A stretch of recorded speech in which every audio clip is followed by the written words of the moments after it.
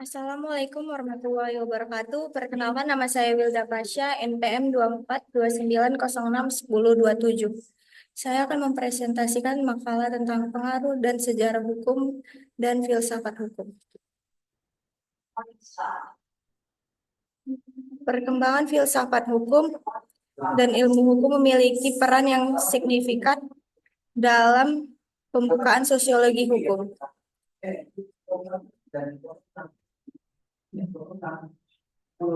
Seiring waktu, pemikiran tentang hukum berkembang tidak hanya sebagai perangkat aturan yang mengatur masyarakat, tetapi juga sebagai representasi dari kesadaran kolektif masyarakat itu sendiri.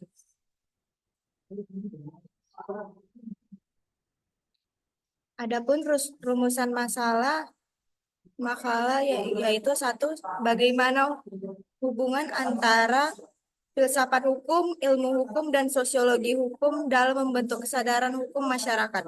Dua, apa saja kontribusi pemikiran Karl von Savigny dan tokoh-tokoh lainnya dalam pengembangan konsep hukum sebagai bagian dari kesadaran masyarakat atau Volgates. Tiga, bagaimana peran dan pengaruh filsafat hukum bagi perkembangan sosiologi hukum.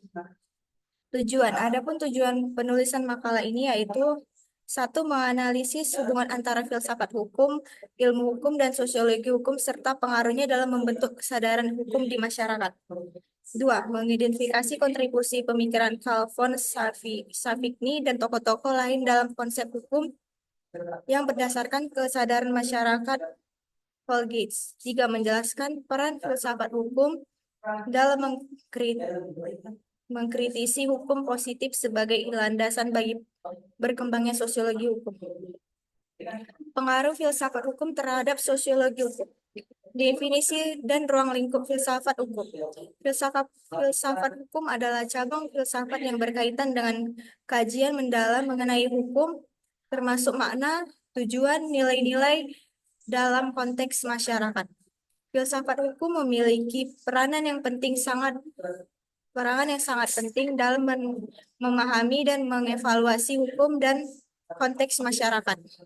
Melalui kajian yang mendalam tentang makna, tujuan, dan nilai-nilai filsafat hukum tidak hanya berfungsi sebagai alat untuk menganalisis sistem hukum yang ada, tapi juga sebagai cara untuk menggali pertanyaan-pertanyaan kritis yang berkaitan dengan keadilan, kepastian hukum, dan kegunaan hukum.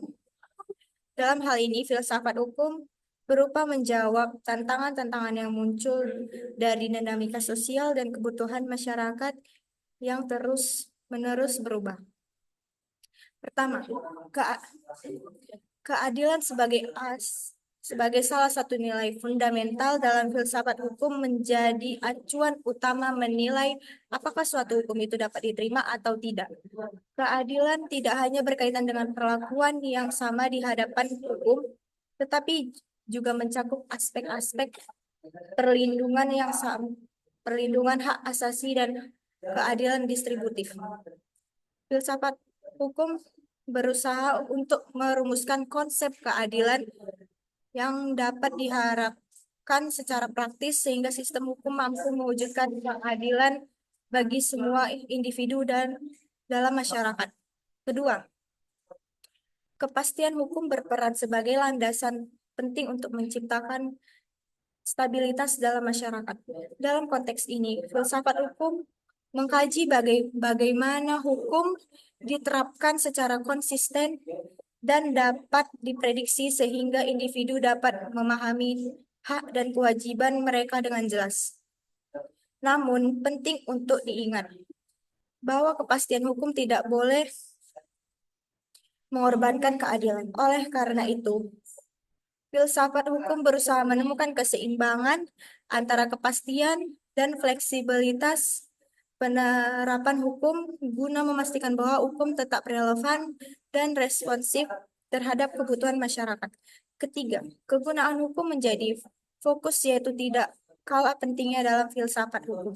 Hukum diterapkan bukan hanya sekedar norma yang mengatur perilaku, tetapi juga sebagai sarana untuk mencapai tujuan sosial yang yang lebih besar seperti pengurangan konflik dari peningkatan kesejahteraan masyarakat dengan mengevaluasi hukum dari sudut pandangan praktis. Filsafat hukum dapat memberikan panduan untuk perbaikan dan reformasi hukum yang lebih baik, sehingga hukum dapat berfungsi secara efektif dalam menciptakan tatanan sosial yang harmonis. Selain itu, filsafat hukum juga mengajak kita untuk mempertanyakan, merefleksikan keabsahan hukum positif yang ada dalam ini. Pemikiran filosofi berperan sebagai alat kritik yang dapat mengubah kesadaran tentang ketidakadilan atau ketidaksesuaian yang mungkin terdapat dalam sistem hukum.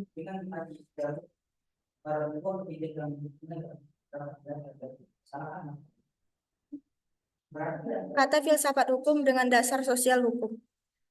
Carl von Savigny merupakan salah satu tokoh sentral dalam dalam mazhab secara hukum yang menekankan bahwa hukum bukanlah entitas yang muncul secara tiba-tiba melalui proses legislasi formal. Sebaliknya, ia berargumen bahwa hukum adalah manifestasi dari kesadaran hukum masyarakat yang ada dalam bahasa Jerman dikenal sebagai Volksgeist. Menurut Savigny, hukum harus dipahami sebagai produk yang organik dan dinamis, yang tumbuh dari tradisi kebiasaan dan nilai-nilai masyarakat yang berkembang seiring waktu.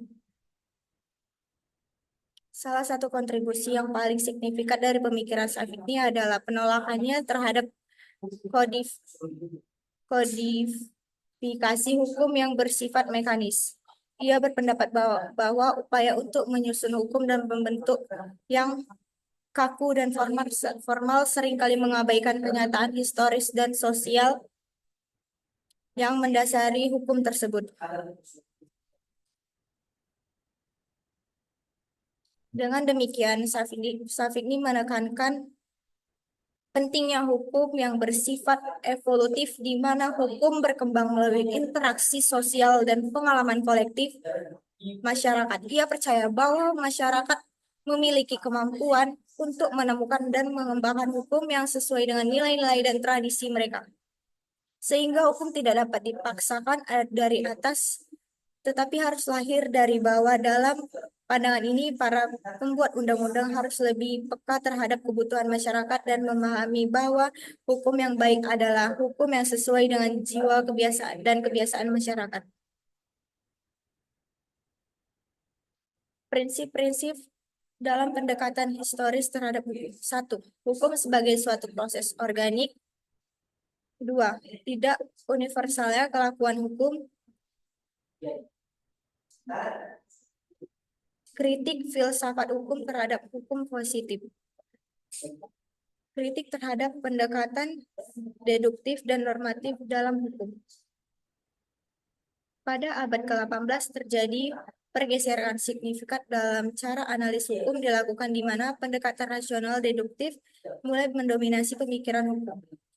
Pendekatan ini berfungsi sebagai penalaran logis dan penarikan kesimpulan dari prinsip-prinsip umum menuju kasus-kasus khusus, menjadikan hukum tampak sebagai seperangkat aturan yang dapat diterapkan secara universal. Meskipun metode ini menawarkan ketegasan dan konsistensi dalam penegak hukum, yang membawa serta beberapa kelemahan yang serius.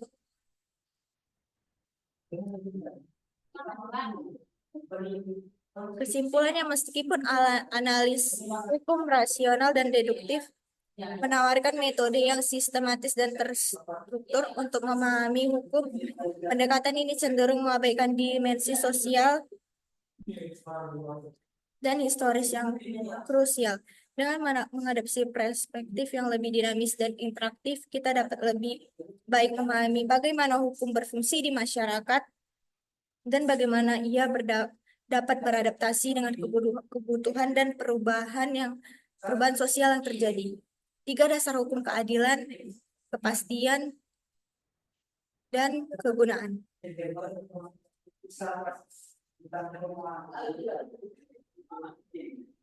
Hukum yang terlalu menekankan pada aspek normatif seringkali tidak mampu memenuhi kebutuhan sosial masyarakat sehingga diperlakukan keseimbangan antara nilai-nilai hukum tersebut.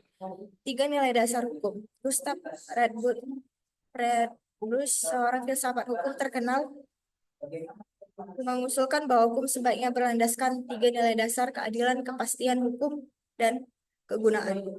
Keadilan. Nilai ini mengacu pada perlakuan yang adil dan setara bagi semua orang di hadapan hukum, di mana hak-hak asasi manusia dihormati. Kepastian. Kepastian hukum. Redbruce melihat kepastian hukum sebagai upaya untuk menciptakan stabilitas di masyarakat melalui aturan yang jelas, konsistensi, dan dapat diprediksi. C. Kegunaan. Nilai ini berfokus pada aktivitas hukum dan mencapai tujuan sosial seperti memecah konflik, menjaga ketertiban, dan meningkatkan kesejahteraan masyarakat. Sosiologi hukum sebagai jembatan antara hukum dan masyarakat. 1. Hukum sebagai sarana pengarah sosial. Pemikiran sosiologi hukum seperti yang dikemukakan oleh Roscoe Pound memperlihatkan bahwa hukum bukan sekedar penerapan dari peraturan undang-undang, tetapi juga merupakan sarana untuk mengarahkan dan mengatur masyarakat. 2. Kritik terhadap hukum yang statis. Sosiologi hukum berperan dalam mengevaluasi apakah hukum berlaku benar-benar relevan dan memenuhi kebutuhan masyarakat.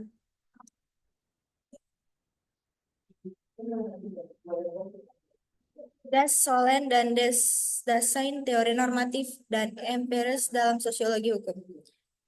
Solon apa yang seharusnya terjadi, dan Dasein apa yang terjadi.